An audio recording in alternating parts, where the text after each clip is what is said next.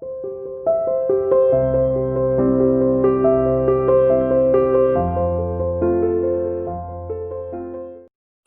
Students, how are you? Welcome to the online classes by CR international school. Myself Sumit Thakkar. हम लोगों ने बेटा 11th class की बात कर रहे हैं। हम लास्ट हमारा जो लेक्चर था वो टॉर्क के ऊपर था। अब हमारा जो लेक्चर आज वो एंगुलर मोमेंटम के ऊपर है। हम लोगों ने लास्ट लेक्चर में जो टॉर्क की वैल्यू को पढ़ा था, टॉर्क क्या होता है हमने लोगों ने डिस्कस किया था।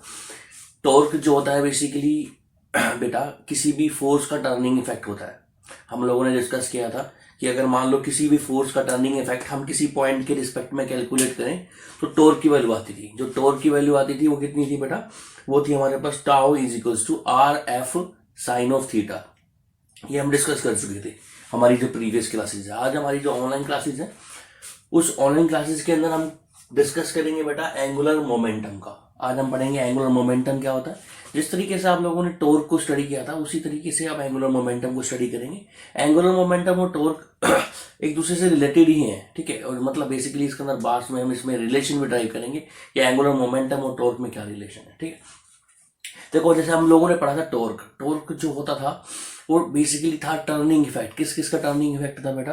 फोर्स का टर्निंग इफेक्ट था, है ना। और किसी भी चीज का टर्निंग इफेक्ट उसको हम ऐसे कैलकुलेट करते हैं या फिर ऐसे बोलते हैं, टर्निंग इफेक्ट ऑफ फोर्स, उसको बोलते हैं मोमेंट ऑफ फोर्स, है ना।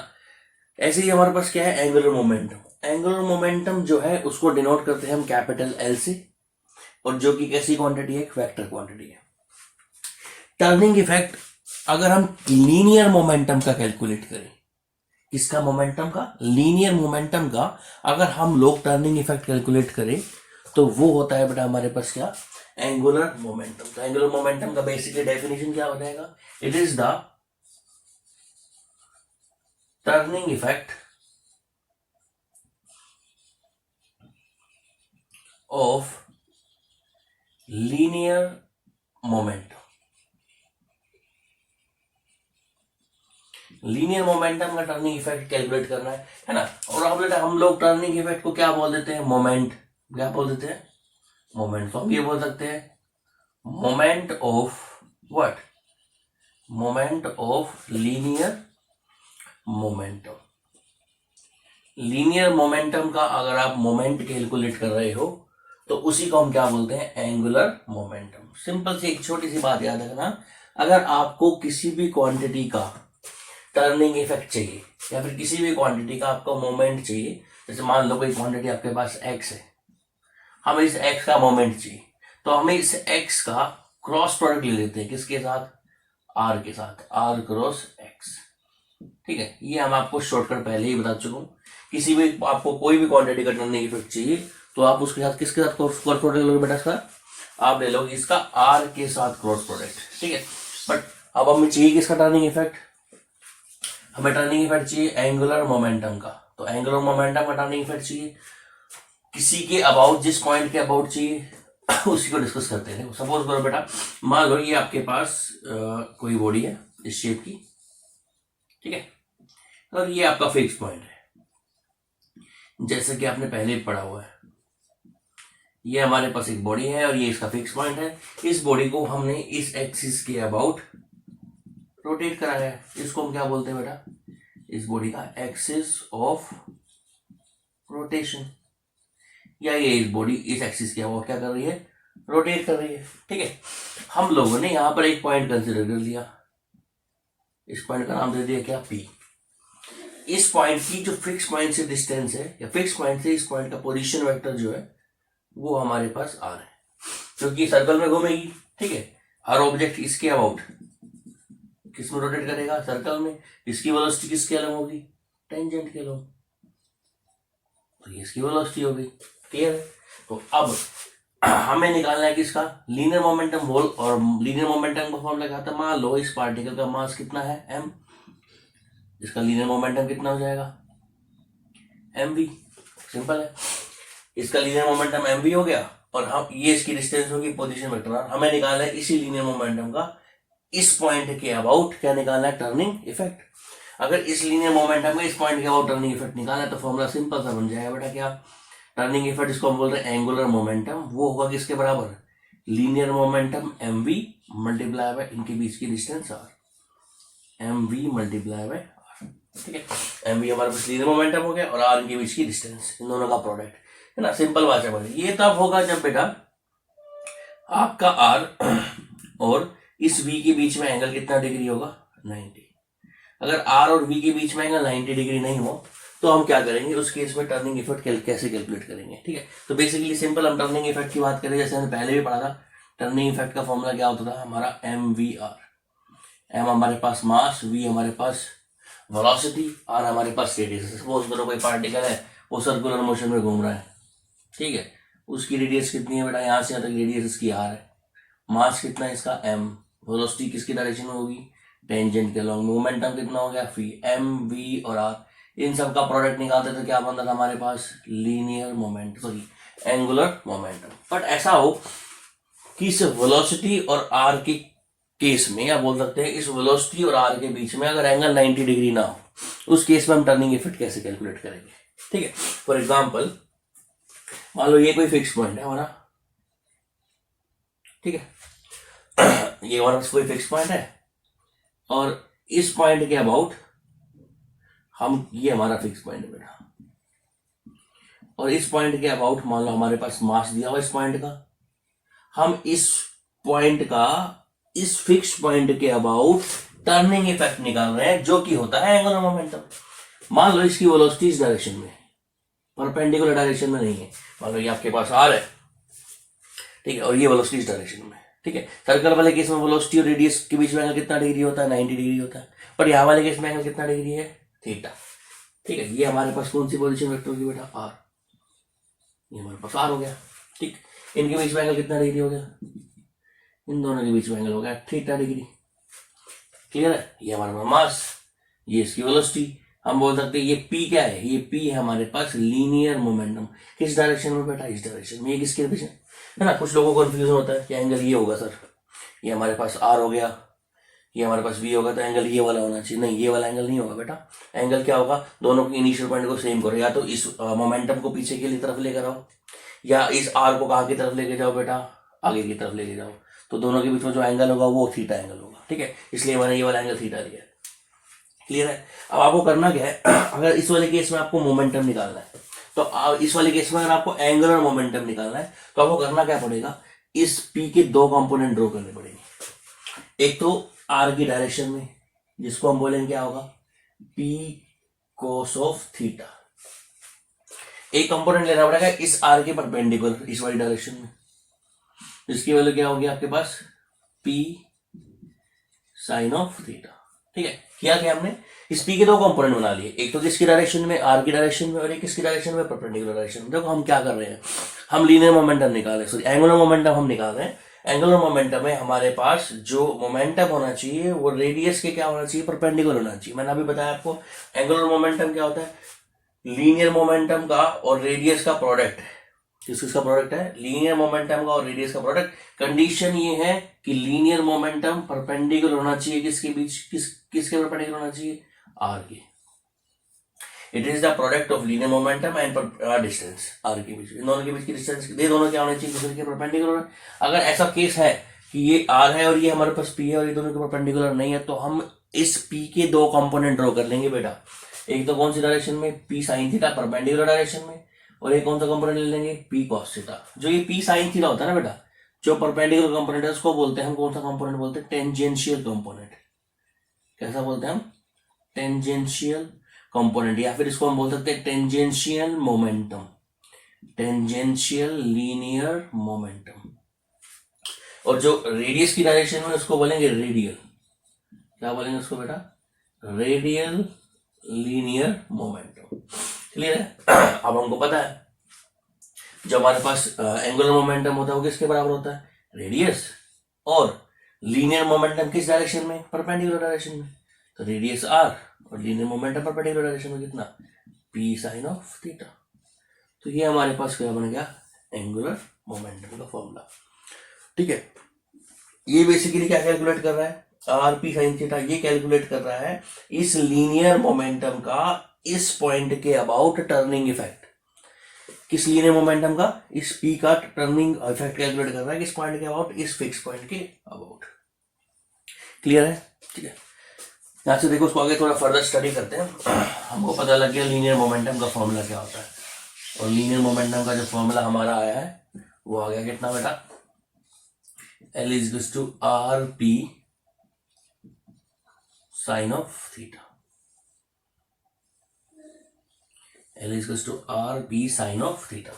और हमारे पास क्या है, उस पोजीशन, उस पॉइंट का क्या पोजीशन वेक्टर है, P हमारे पास क्या है, पॉइंट P का जो मास दिया हुआ है उसका लीनियर मोमेंटम है, और थीटा किसके बीच में एंगल है, थीटा बेटा एंगल है R और P के बीच में। ठीक है, अब यहां से देखो हम एक छोटी सी बात डिस्कस कर सकते हैं। मान लो फर्स्ट केस को ही डिस्कस कर लेते हैं, थीटा की वैल्यू 0 डिग्री है।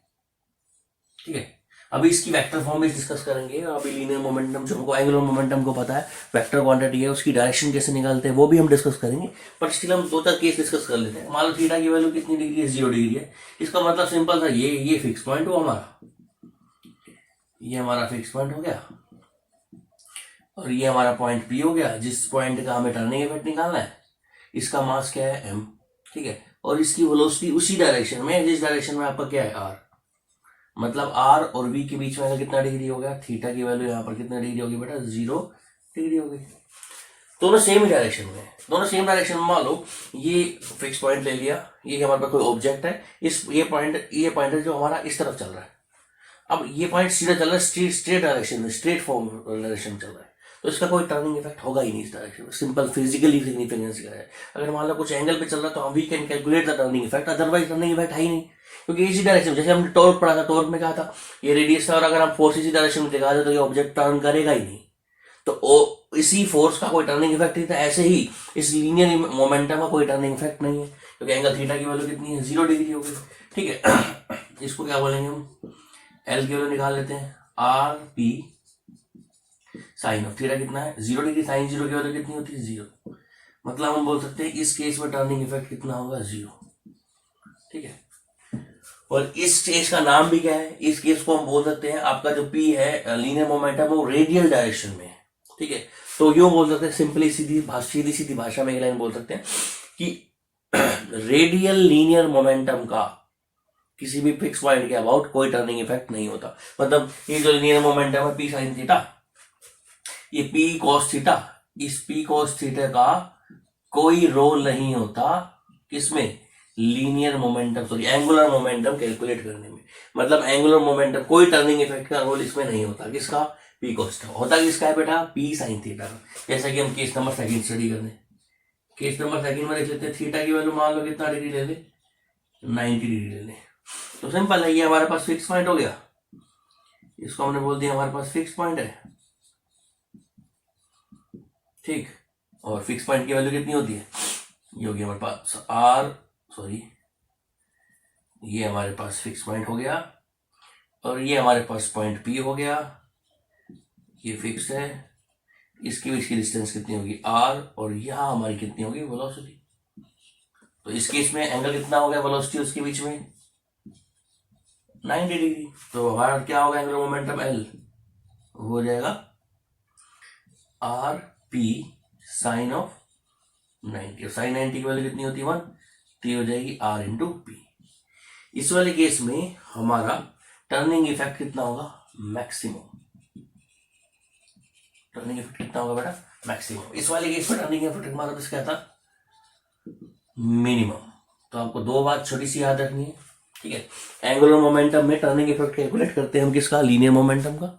ठीक है, एंगुलर मोमेंटम में टर्निंग इफेक्ट 0 होगा जब थीटा की वैल्यू 0 होगी, मतलब आपका जो लीनियर मोमेंटम उसी डायरेक्शन में, जिस डायरेक्शन में आपका पोजीशन वेक्टर।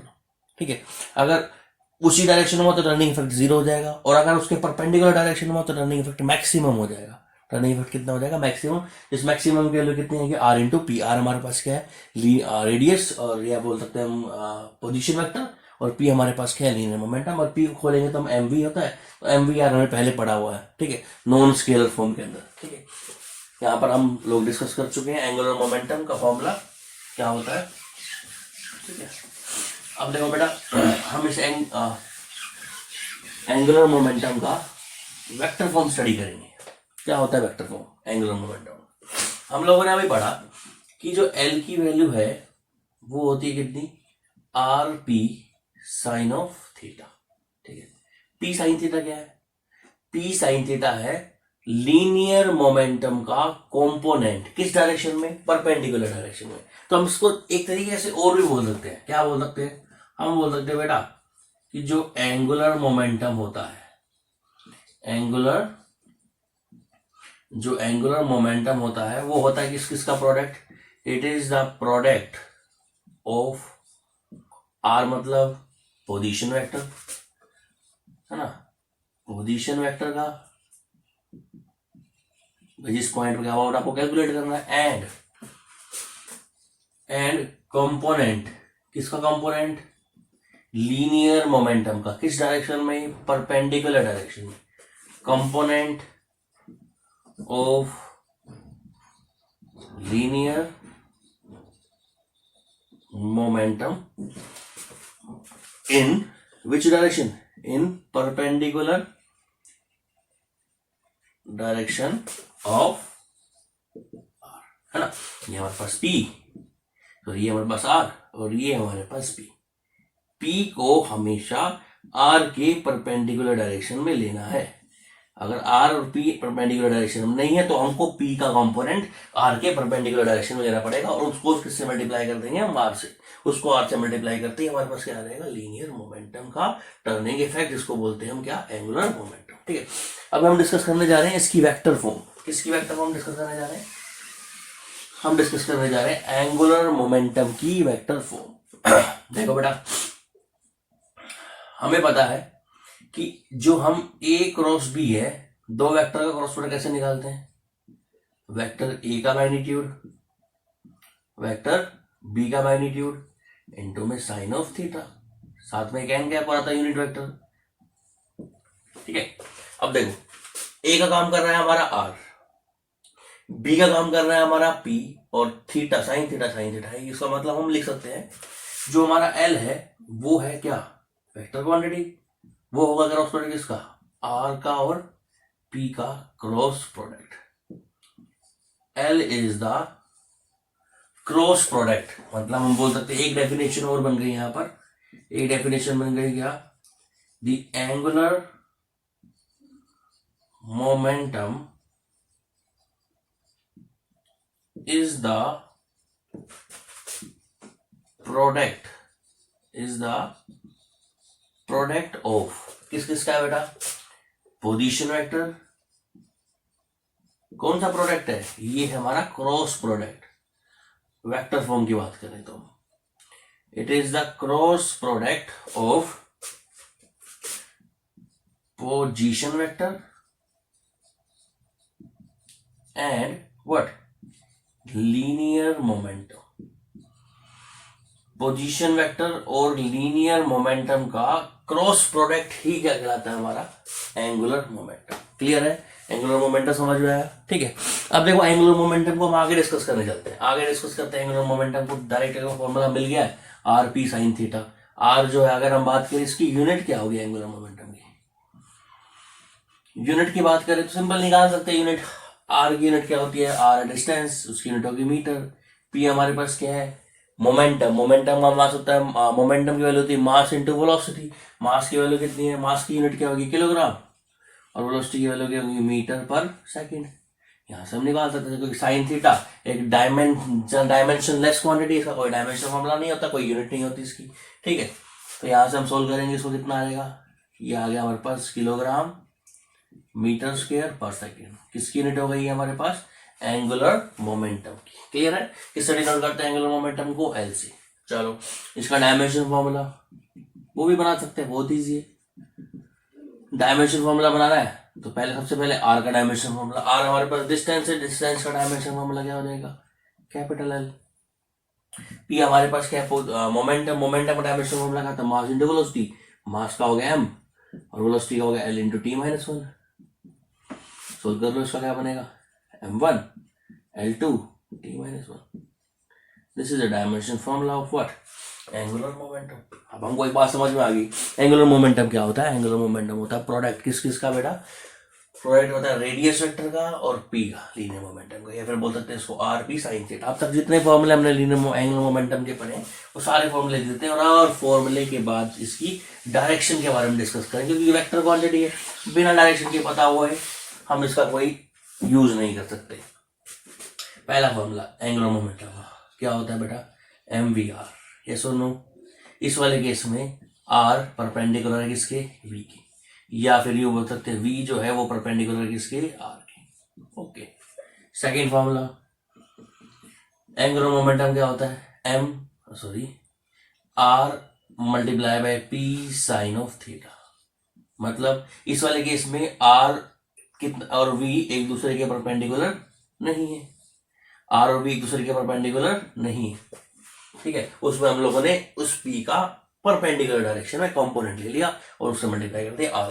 तीसरा हमारे पास जो फॉर्मूला बना है वो बना है कितना, r is L is to vector form, क्या हो गया बेटा, r क्रॉस p।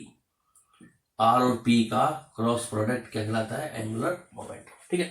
उसके स्पेशल केस भी हम पढ़ चुके हैं कि थीटा की वैल्यू 0 डिग्री हो तब क्या होगा, थीटा की वैल्यू 90 डिग्री हो तब क्या होगा, ठीक है। अब हम बात करेंगे किसकी, डायरेक्शन की। किसकी बात करेंगे बेटा, डायरेक्शन। किसकी डायरेक्शन निकालनी है, आपको डायरेक्शन निकालनी है वेक्टर क्वांटिटी जो है हमारे पास, कौन, एंगुलर मोमेंटम। इसकी डायरेक्शन निकालनी है, सिंपल लिखो दोबारा फॉर्मूला, ये formula L is to R cross P, आया ना, L is to R cross P. R और पी इसका क्रॉस प्रोडक्ट क्या कहलाता है, एल। याद रखना बेटा, कभी भी आपके पास दो वेक्टर क्वांटिटी आ जाए, एक वेक्टर ए और एक वेक्टर क्या है आपके पास बी, जिसकी वैल्यू कितनी आती है, मान लो सी आ गया, और आपको किसकी डायरेक्शन निकलाने को बोले, सी की। जैसे सी यहाँ पर क्या है एल, ए यहाँ पर क्या है एल आर है, और बी यहाँ पर क्या है पी। आपको किसकी डायरेक्शन निकालने का है, सी की डायरेक्शन, ठीक है। तो इसके लिए जो रूल यूज करते हैं उस रूल का नाम है क्या, राइट हैंड थंब रूल। क्या नाम है, राइट हैंड थंब रूल। अब राइट हैंड थंब रूल क्या होता है, या फिर इसको कई बार राइट हैंड कर्लिंग रूल भी बोल देते हैं। होता क्या है, ठीक है, जैसे आपके पास एक vector A quantity, vector A quantity ये ए है, और एक वेक्टर क्वांटिटी आपके पास सपोज करो बी है। इन दोनों के बीच में एंगल कितना डिग्री है, थीटा। आप इन दोनों का क्या निकाल रहे, क्रॉस प्रोडक्ट। तो आपको किसकी डायरेक्शन चाहिए, आपको चाहिए सी की डायरेक्शन। सी किस डायरेक्शन में होगा, तो फिर कुछ नहीं करना बेटा, आपको अपना राइट हैंड लेना है, ठीक है। राइट हैंड में आपको अपनी फिंगर को कर्ल करना है, कहां से कहां तक आपको कर्ल करना है, जहां से आप जिस ए से बी कर रहे हो तो ए से बी कर्ल करोगे, अगर आप बी से ए कर्ल कर रहे हो तो बी से ए कर्ल करोगे। मतलब हम सपोज करो आप निकाल रहे हो बेटा ये B vector cross A vector, तब पूछ रहा आप क्या आएगा, तो आपको फिंगर कर्ल करनी है बी से ए की तरफ। अगर आप निकाल रहे हो ए वेक्टर क्रॉस बी वेक्टर तो फिंगर कर्ल करोगे ए से बी की तरफ। तो आपने अपनी फिंगर कर्ल कर ली ए से बी की तरफ, ऐसे राइट हैंड की फिंगर को कर्ल करो ऐसे, और थंब होगा, आपको थंब को डायरेक्शन देगा सी की, ये आपका यहाँ पर होगा सी। ए से बी की तरफ कर्ल किया फिंगर को, सी ऊपर की तरफ आया तो सी हमारे पास डायरेक्शन होगी। सेम हमारे किसकी डायरेक्शन निकाल सकते हैं, एंगुलर मोमेंटम की डायरेक्शन निकाल सकते हैं, ऐसे ही निकाल सकते हैं। कौन सा रूल लगने का, रूल लगेगा बेटा right hand thumb rule. Suppose करो फॉर एग्जाम्पल हम कोऑर्डिनेट एक्सिस ले लेते हैं, ये हमारे पास वाई जेड कोऑर्डिनेट, ये एक्स कोऑर्डिनेट, और ये हमारे पास वाई कोऑर्डिनेट। ये क्या है बेटा, एक्स कोऑर्डिनेट, और ये कौन सा है, वाई कोऑर्डिनेट, और ये कौन सा कोऑर्डिनेट है, जेड कोऑर्डिनेट, ठीक है। ये एक्स कोऑर्डिनेट, ये जेड कोऑर्डिनेट, और ये कौन सा कोऑर्डिनेट हो गया बेटा, वाई कोऑर्डिनेट। सपोज करो हमने एक्स वाई प्लेन के अंदर, ये जो एक्स वाई प्लेन है, इस एक्स वाई प्लेन के अंदर हमने मान लो यहां पर ले लिया आपका जो पोजीशन वेक्टर है आर, ये आर पोजीशन वेक्टर, और पी हमारा जो लीनियर मोमेंटम वो यहां ले लिया हमने। ये पी और आर दोनों की दोनों कौन से प्लेन में है, एक्स और वाई प्लेन के अंदर है, ठीक है। ये हमारे पास आर ले लिया, और ये हमारे पास क्या ले लिया हमने, पी वेक्टर ले लिया। पी हमारा लीनियर मोमेंटम, और इन दोनों के बीच में कितना डिग्री है, थीटा। कितना एंगल है, थीटा डिग्री, ठीक है। ये सपोज इसको आर ले लो बेटा, चलो इसको हमने आर ले लिया, और इसको कितना ले लिया, पी। अब हमको डायरेक्शन निकालनी है, किसकी डायरेक्शन निकालनी है, एंगुलर मोमेंटम की। तो आपको करना कुछ नहीं है, आपको अपनी फिंगर को कर्ल करना है, कहां से लेकर, एल से लेकर आर से लेकर पी तक। अब फिंगर देखो आर से लेकर पी तक कर्ल करोगे, थंब कहां आ रहा है, अपवर्ड। थंब कौन सी डायरेक्शन में आ रहा है, जेड डायरेक्शन में। थंब हमारे जेड डायरेक्शन में, तो ये हमारा लीनियर मोमेंटम, सॉरी ये हमारा डायरेक्शन होगी किसकी, एंगुलर मोमेंटम। क्लियर है। फॉर एग्जाम्पल मैं आपको सिंपल साधारण भाषा में बता देता हूं। ये हमारे पास मान लो आर है, ये हमारे पास मान लो P.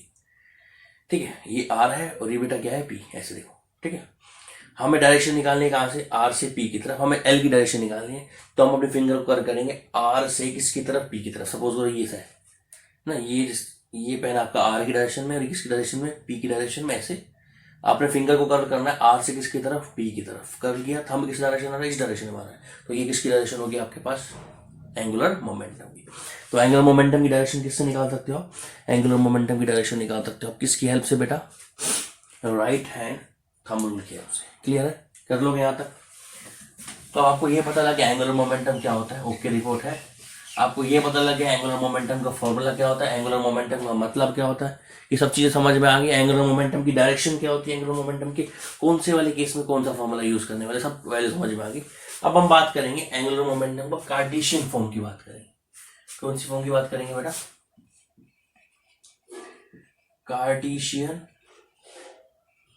Cartesian form of what, of angular momentum. Cartesian form का मतलब इसको एक्स वाई जेड कंपोनेंट में कैसे लिखेंगे, जैसे कि हमने पहले ही पढ़ा था, है ना।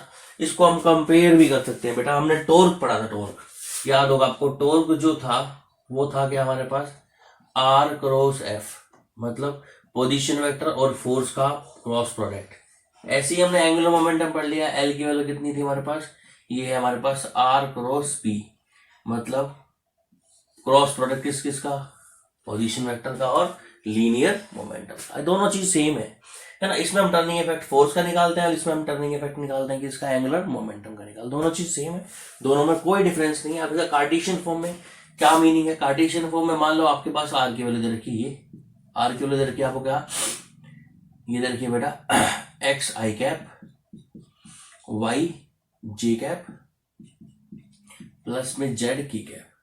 सेम हमारे पास लीनियर मोमेंटम दे रखा है क्या, पी एक्स आई कैप पी वाई जे कैप प्लस पी जेड की कैप, ये हमको दे रखी है वैल्यू। ठीक है, और हमको निकालना है क्रॉस प्रोडक्ट किसका, आर का पी के साथ क्रॉस प्रोडक्ट निकालना है। कैसे निकालेंगे देखो, आर का पी के साथ क्रॉस प्रोडक्ट निकालोगे तो क्या आएगा, एल, और एल हमारे पास क्या होता है, एंगुलर मोमेंटम। उसको हम निकालेंगे बेटा डिटर्मिनेंट फॉर्म से। डिटर्मिनेंट फॉर्म आपने पढ़ी हुई होंगी, पहले पढ़ रखी है, और मैंने आपको टॉर्क जो हमारा स्कूल में लेक्चर था उसमें हमने टॉर्क की डेफिनेशन जिसे हमने दी थी, और टॉर्क के कुछ न्यूमेरिकल्स भी कराए थे जो कि क्रॉस प्रोडक्ट के थे, आर और एफ की।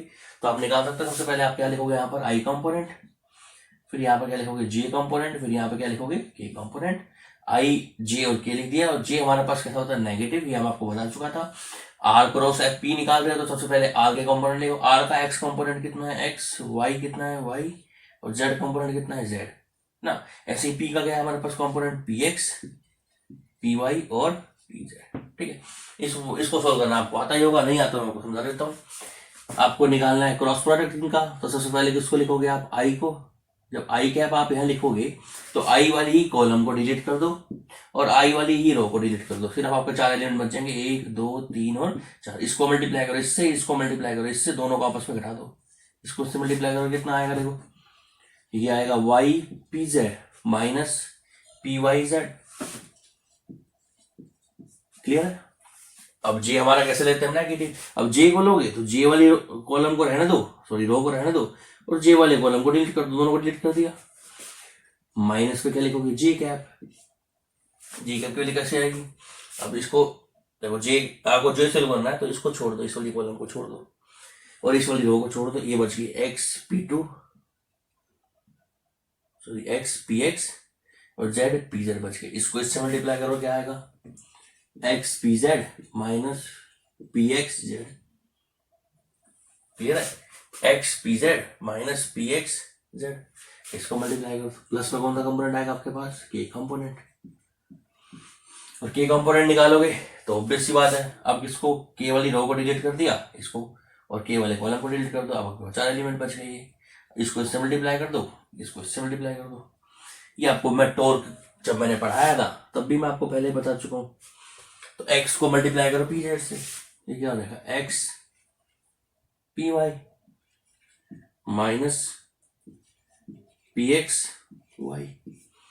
सोल्व कर लो इसको, क्या आ जाएगी आपके पास, ये आपके पास एंगुलर मोमेंटम की वैल्यू आ जाएगी। और एंगुलर मोमेंटम खुद किसी क्वांटिटी होती है, एंगुलर मोमेंटम खुद एक वेक्टर क्वांटिटी होती है, इसलिए किसकी टर्म में आ रही है बेटा, आई जे और के की टर्म में। ठीक है, यहाँ हमारा एंगुलर मोमेंटम बिल्कुल कंप्लीट होता है। ठीक है, अब हम कुछ न्यूमेरिकल्स करेंगे जो कि एंगुलर मोमेंटम से रिलेटेड होंगे, और न्यूमेरिकल्स के बाद अगला आर्टिकल जो हमारा होगा वो एंगुलर मोमेंटम और किस किस के बीच में रिलेशन होगा, एंगुलर मोमेंटम और टॉर्क के बीच में रिलेशन होगा। उससे पहले मैं एक या दो न्यूमेरिकल्स कर लेते हैं जो आपको बेनिफिट देंगे आगे। न्यूमेरिकल नंबर 1 देखो, फर्स्ट न्यूमेरिकल क्या है, ये बोलता है calculate the angular momentum, calculate the angular momentum of a point 0, 1, 2। इस पॉइंट का एंगुलर मोमेंटम निकालना है जिस पॉइंट का mass whose mass is 7 kilogram, let's say इसका मास कितना है, 7 किलोग्राम है। ठीक है, हैविंग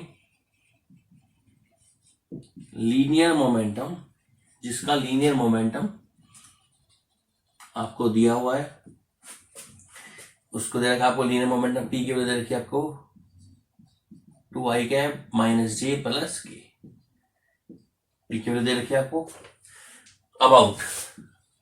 अब आपको पता है किस पॉइंट के अबाउट निकालना है, वो पॉइंट भी पता होना जरूरी है। अबाउट 0, 0, 1 मतलब जेड एक्सिस के अबाउट है ना, 0, 0, 1 का मतलब क्या हुआ, जेड एक्सिस के अबाउट। आपको क्या निकालना है, आपको निकालना है एंगुलर मोमेंटम। ठीक है, फॉर एग्जाम्पल ये हमारा फिक्स पॉइंट हो गया 0, 0, 1, इसके अबाउट हमको क्या निकालना है, एंगुलर मोमेंटम निकालना है। हमारा पॉइंट जो है पॉइंट पी हो गया, इस पॉइंट का निकालना है, इस पॉइंट के कोऑर्डिनेट कितने हैं 0, 1 और 2, इसका पोजीशन वेक्टर निकालना पड़ेगा, यस। और लीनियर मोमेंटम ये दिया हुआ है, क्या दिया हुआ है, पी, पी की वैल्यू दे रखी कितनी 2i माइनस जे प्लस के, पी की वैल्यू कितनी है 2i माइनस जे प्लस के। ठीक है, सबसे पहले हम क्या करेंगे बेटा, आर की वैल्यू निकालेंगे। अगर आर की वैल्यू निकल जाएगी तो आर का और पी का क्रॉस प्रोडक्ट निकालने के बाद हम क्या निकाल देते हैं, एंगुलर मोमेंटम कैलकुलेट कर सकते हैं। सबसे पहले आर की वैल्यू निकालेंगे। देखो पोजीशन वेक्टर कैसे निकलता है, अगर आर की वैल्यू निकालनी है तो x1 minus x2 sorry x2 minus x1, 0 minus 0 कितना हो जाएगा 0, तो 0 minus 0 into i cap into 1 minus 0 plus 1 minus 0 into j cap plus 2 minus 1 into h cap k cap. तो हमारे पास आर की वैल्यू क्या आ गई, आर जो हमारे पास आ गया 0 माइनस 0 0 ही हो जाएगा, 1 माइनस 0 हो जाएगा हमारे पास कौन सा कैप बेटा, जे कैप प्लस 2 माइनस 1 कितना बचेगा 1, ये हो जाएगा के कैप। हम लोगों ने क्या निकाल लिया, पोजीशन वेक्टर निकाल लिया, इसका पोजीशन वेक्टर निकाल लिया, इस पॉइंट पी का किसके रिस्पेक्ट में निकाल दिया, इस फिक्स पॉइंट के, ये हमारा कौन सा पॉइंट है, फिक्स पॉइंट है, इस फिक्स पॉइंट के अबाउट हमने इसका पोजीशन वेक्टर निकाल लिया है। अब कर देंगे क्या, अब करना कुछ नहीं, आपको आर का और इस पी का आप क्या निकालोगे बेटा, क्रॉस प्रोडक्ट निकालोगे। ठीक है, तो क्रॉस प्रोडक्ट निकाल देते हैं हम, कोई दिक्कत वाली बात ही नहीं है। हमें निकालना है एल, एल निकालने के लिए क्या निकालेंगे, यहाँ पर लिखेंगे आई कंपोनेंट, जे यूनिट वेक्टर, के यूनिट वेक्टर। ठीक है, अब करना क्या है, आर का पी के साथ निकालना है, तो आर के कंपोनेंट, आर का देखो एक्स कंपोनेंट 0 है, वाई कंपोनेंट 1 है, जे कंपोनेंट भी 1 है, मतलब वाई कंपोनेंट 1 है और जेड कंपोनेंट भी 1 है। ऐसे ही हमारे पास पी का एक्स कंपोनेंट कितना है 2, वाई कंपोनेंट -1 और जे कंपोनेंट 1। अब इस डिटर्मिनेंट को सोल्व कर लो, आपके पास किसकी वैल्यू जाएगी, आपके पास जाएगी एंगुलर मोमेंटम की वैल्यू। अब एंगुलर मोमेंटम की वैल्यू निकालनी है तो बराबर पहले क्या करेंगे बेटा, आई कैप लिखेंगे, ये आई कैप उन्होंने लिख दिया, ब्रैकेट स्टार्ट, आई कैप लिखेंगे तो ये वाली रो डिलीट, ये वाली कॉलम डिलीट, ये वाली कॉलम डिलीट, 1 को 1 से मल्टीप्लाई करोगे तो 1 आएगा, और 1 को -1 से करोगे तो -1 आएगा, और माइनस पहले है यहाँ पर, माइनस इंटू -1, ये सुनो। उसके बाद पता है आपको जे कैसा लिया जाता है, नेगेटिव, तो माइनस का जे लिख देंगे यहाँ पर, इंटू ब्रैकेट स्टार्ट, ये रो कॉलम डिलीट, ये रो डिलीट, 1 को 0 से करोगे 0 हो जाएगा, माइनस 2 को 1 से करोगे 2 हो जाएगा, माइनस का 2, प्लस का क्या बच जाएगा बेटा के को करेंगे तो ये डिलीट और ये डिलीट, 0 को 0 से करोगे -1 से तो 0 हो जाएगा, और 1 को 2 से करोगे तो माइनस का 2 हो जाएगा। सोल्व करो उसको, एल की वैल्यू कितनी आई, 1 - 1 आई 2, 2 आई कैप, 0 - 2, माइनस का 2 बचेगा और बाहर 2 प्लस का है, तो प्लस का कितना आ जाएगा 2 जे कैप प्लस 0 - 2, 0 - 2 मतलब माइनस बचेगा, तो माइनस का 2 के कैप। ये हमारे पास किसकी वैल्यू होगी बेटा, एंगुलर मोमेंटम। क्लियर है। ऐसे आपको न्यूमेरिकल्स दे सकता है वो एंगुलर मोमेंटम, आपसे पूछ सकता है कि आप कैसे एंगुलर मोमेंटम को फाइंड आउट करो। ठीक है, ये तो वो हमारे पास एक न्यूमेरिकल जिसमें हमने आपको एंगुलर मोमेंटम बताया। एक न्यूमेरिकल मैं आपको दे रहा हूँ, आप खुद ट्राई करना घर से। ठीक है, हो जाए ठीक है, नहीं हो तो मैं करा ही दूंगा। वैसे वही जाना चाहिए, ज़्यादा कोई डिफिकल्ट न्यूमेरिकल्स नहीं है इसकी, ज़्यादा कोई डिफिकल्ट क्वेश्चन, ज़्यादा डिफिकल्ट क्वेश्चन नहीं है इसके, हो जाएंगे आपसे। एक न्यूमेरिकल मैं आपको दे रहा हूँ, नोट कर देना, उसको घर से करके लाना है। मतलब आपको ये आपका एज ए होमवर्क समझ लो, चाहे कुछ समझ लो। ठीक है, आपको ये न्यूमेरिकल खुद से ट्राई करना है। ठीक है, हो सके आप अभी की अभी यहीं पे ट्राई कर लेना, वीडियो को पॉज करके ट्राई कर लेना। ठीक है बेटा, मान लो आपके पास बोल रहा है कि find the linear momentum, sorry find the angular momentum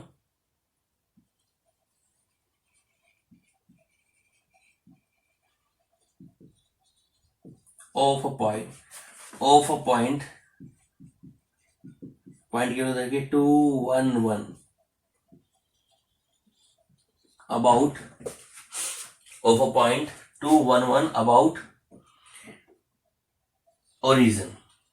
किसके अबाउट निकालना है बेटा आपको, ओरिजिन के about, whose mass is 2 kilogram and velocity vector is given, velocity दे रखी इसकी आपको i cap plus j cap plus k cap, इसका मास दे रखा है 2 किलोग्राम। ठीक है, वेलोसिटी वेक्टर दे रखा है आई cap plus j cap plus k cap. किस पॉइंट के अबाउट निकालना है आपको, किस ओरिजिन के अबाउट निकालना है, किस पॉइंट पर ये पार्टिकल 2 1 1 पर है, क्या निकालना है आपको, एंगुलर मोमेंटम। खुद से ट्राई करना ही, हो जाए ठीक है, तो नेक्स्ट वीडियो में मेरे पास आपको पहले ये न्यूमेरिकल्स कराएंगे, उसके बाद हमको फर्दर आगे चलेंगे। ठीक है, चलो आगे, ये हमारा एंगुलर मोमेंटम हो गया। आगे हम बेटा डिस्कस करते हैं। एंगुलर मोमेंटम हमारा क्लियर हो चुका है। एंगुलर मोमेंटम के बारे में कोई डाउट हो तो पूछ लेना, डाउट हो तो कमेंट बॉक्स में भी डाल सकते हो, ऐसे पर्सनली आप व्हाट्सएप पर मैसेज करके भी पूछ सकते हो, कोई भी डाउट हो। क्वेश्चन एक भी नहीं छोड़ना है इसका। ठीक है, एंगुलर मोमेंटम से रिलेटेड सारे क्वेश्चन करने हैं। अब आता है रिलेशन, किस किस के बीच में रिलेशन बेटा, रिलेशन बिटवीन एंगुलर मोमेंटम, जिसको हम डिनोट करते हैं एल से, एंड टॉर्क, जिसको हम डिनोट करते हैं किससे, टाउ से। टाउ और एंगुलर मोमेंटम के बीच में रिलेशन क्या है, जैसे देखो अगर हम बहुत बात करें एंगुलर मोमेंटम और टाउ के बीच में क्या रिलेशन है, उसको डिस्कस करने से पहले मैं आपको लीनियर मोशन में ले आता हूं। ये हम एंगुलर मोशन की बात कर रहे हैं। लीनियर मोशन में टॉर्क की जगह पर था फोर्स, था या नहीं था। लीनियर मोशन में एंगुलर मोमेंटम की जगह पर था लीनियर मोमेंटम। तो लीनियर मोशन में एफ और पी के बीच में रिलेशन क्या था, न्यूटन का सेकंड लॉ, एफ बराबर होता था डीपी बटे डीटी। ठीक है, एफ बराबर क्या होता है, DP by the rate of change of linear momentum is directly proportional to the force, Newton second law, आपने पढ़ा हुआ है। ऐसे ही इन दोनों के बीच में रिलेशन होगा बेटा। टॉर्क की वैल्यू क्या होगी, टॉर्क की वैल्यू क्या होगी, D L upon D T, rate of change of angular momentum with respect to torque. Rate of change of angular momentum is called what, torque.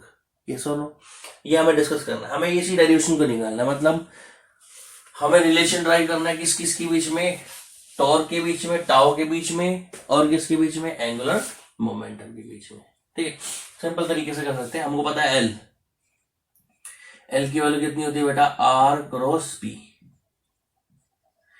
इस इक्वेशन को हम डिफरेंशिएट कर देंगे विद रिस्पेक्ट टू टाइम। कर दो differentiating equation with respect to time, तो यहां पर क्या आएगा आपके पास, डीएल बाई डी टी। क्या आएगा बेटा, डीएल बाई डी टी। करते हैं डिफरेंशिएट। अब देखो यहाँ पर एक्स भी टाइम का, आर भी टाइम का वेरिएबल है, और पी भी टाइम का वेरिएबल है, और ये दोनों प्रोडक्ट की फॉर्म में है। और प्रोडक्ट की फॉर्म में आपको याद दिला देता हूं मैं, अगर आप डिफरेंशिएशन करते हो डी बाई डी एक्स, किसका करते हो बेटा, u इंटू वी का, जिसमें u भी x का क्या फंक्शन होता है और v भी x का फंक्शन होता है। इसमें हम प्रोडक्ट फॉर्मूला लगाते हैं, चेन फॉर्मूला लगाते हैं, वो आपको याद होगा। u को एज इट इज रखो फर्स्ट फंक्शन को, डिफरेंशिएशन कर दो सेकंड का dy by dx प्लस फिर v को एज इट इज रखो, डिफरेंशिएशन कर दो किसका du by dx फर्स्ट का। तो ये ट्रिक लगाएंगे हम यहाँ पर भी, क्योंकि r जो है वो भी हमारा फंक्शन है टाइम का और p जो है वो भी हमारा किसका फंक्शन है टाइम का। तो पहले हम किसको करेंगे, r को एज इट इज रहने देते हैं, डिफरेंशिएट कर देंगे किसका, p का, किसके रिस्पेक्ट में, टाइम के, तो dp बाई dt हो गया प्लस अब p को एज इट इज रहने देंगे, मल्टीप्लाई बाय डिफरेंशिएट के साथ कर देंगे r का dr बाई dt। बहुत ही सिंपल है डेरिवेशन, समझो ध्यान से। dr बाई dt का r क्या है, डिस्प्लेसमेंट या पोजीशन वेक्टर, पोजीशन वेक्टर का टाइम के रिस्पेक्ट में डेरिवेटिव वेलोसिटी कहलाता है। तो हमको पता है dr बाई dt, जो हमारा dr बाई dt होता है वो क्या होता है बेटा, वेलोसिटी वेक्टर होता है। तो यहाँ पर dr बाई dt की जगह पुट कर देंगे वेलोसिटी, तो ये हो जाएगा हमारे पास dl बाई dt किसके बराबर होगा, r vector cross dp by dt plus ये हमारे पास क्या हो गया, p vector cross d by dt कितना हो जाएगा, वेलोसिटी वेक्टर। अब ध्यान से देखो, p हमारे पास लीनियर मोमेंटम होता है, इस टर्म की बात कर रहे हैं हम, इस टर्म की p क्रॉस v निकाल रहे हैं। p हमारे पास लीनियर मोमेंटम होता है, वो m into v cross v, हम ये कैलकुलेट कर रहे हैं बेटा। वेलोसिटी और वेलोसिटी के बीच में एंगल थीटा कितना होगा, 0, और जब दो वेक्टर के बीच में एंगल 0 डिग्री हो तो उनका क्रॉस प्रोडक्ट भी 0 होता है, क्योंकि दो वेक्टर क्रॉस प्रोडक्ट क्या होता है, a b sine theta, sine 0 की वैल्यू कितनी होती है, 0। तो यहाँ पर हम निकालेंगे किसका, वेलोसिटी का, वेलोसिटी के साथ डॉट प्रोडक्ट क्रॉस प्रोडक्ट निकालेंगे, तो वेलोसिटी और वेलोसिटी के बीच में एंगल थीटा कितना डिग्री है, 0, साइन 0 कितना हो जाएगा, 0। तो ये वाली टर्म हमारे पास कितनी हो जाएगी बेटा, ये वाली टर्म हमारे पास 0 हो जाएगी।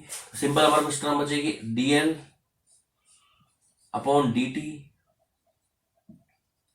इसके वजह बचेगी r into dp by dt, और dp बाई dt क्या होता है, फोर्स, ये पढ़ा हमने, रेट ऑफ चेंज, वो भी पहले बताया था आपको, dp बाई dt होता है फोर्स, न्यूटन का कौन सा लॉ, सेकंड लॉ। तो dp बाई dt हो गया फोर्स, ये हो जाएगा हमारे पास r क्रॉस f, और r क्रॉस f क्या होता है बेटा, टॉर्क। तो dl बाई dt इसकी वजह किसके बराबर होगी, टॉर्क के बराबर। तो यहाँ बोल सकते हैं the rate of change of angular momentum with is equals to torque। क्या जैसे आपने न्यूटन का सेकंड लॉ पढ़ा था ना, वो आपने पढ़ा था लीनियर स्टडी, लीनियर फॉर्म के अंदर हम बोल देते हैं उसको क्या, rate of change of linear momentum is directly proportional to the what, force. यहाँ हम बोलेंगे rate of change of angular momentum is directly proportional to the torque. जितना ज्यादा मोमेंटम एंगुलर मोमेंटम में चेंज आएगा उतना ही ज्यादा उस ऑब्जेक्ट पे क्या लगेगा, टॉर्क। ठीक है बेटा, तो आज के लिए इतने काफी है, हमने लीनियर मोमेंटम एंगुलर मोमेंटम के बारे में डिस्कस कर लिया है। ठीक है, कल हम एक नई टर्म के बारे में पढ़ेंगे जिसको हम बोलते हैं moment of inertia. Moment of inertia होता क्या है, मोमेंट ऑफ इनर्शिया का फिजिकल सिग्निफिकेंस, वो हम डिस्कस करेंगे और मोमेंट ऑफ इनर्शिया से रिलेटेड थ्योरम। ठीक है, थैंक यू बेटा।